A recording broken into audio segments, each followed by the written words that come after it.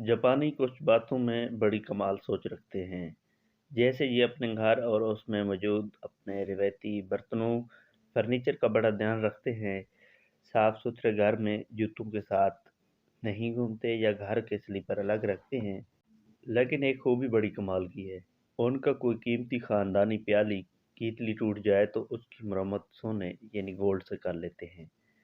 टूट कर दोबारा जोड़ बनाने का ये ऐसा कीमती बना देते हैं कि वो जोड़ खुद एक कमाल बन जाता है। एक पुरानी अरबी किताब में कोई अरबी कहावत याद आती है, जिसका मफ़हूम है कि मरना कोई नहीं चाहता, वरना उसे गहरे पानी में फेंक दो, ये फ़ौरन हाथ-पैर चलाना शुरू कर देगा।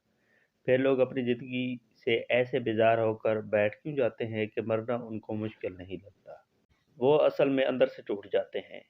अंदर की ये जंग उनको तन्हा लड़नी पड़ जाती है, जैसे गहरे पानी में इंसान बका की जंग लड़ रहा हो और उसे तैरना भी ना होता हो, तो अपनी सारी ताकत और तवानाई खर्च करके वो बेबसी से या फिर डूबने का इंतज़ार करता है, या किसी ऐसे हाथ का जो उसे खींच कर निकाल ले, अब भले ज़िंदगी का हाथ पहले पहुँचे या मौत का।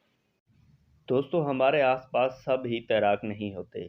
तन्हा अपनी जंग जीत लेने वाले शोरमा नहीं होते। इसलिए किसी को तन्हा ना छोड़ें।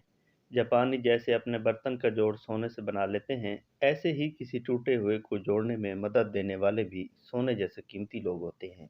इसलिए हकूक़ुल इबाद के अमाल सोने जवाहरात के साथ तोल लिए जाएंगे। अगर आपको वीडियो अच्छी लगी तो इसको शेयर करें।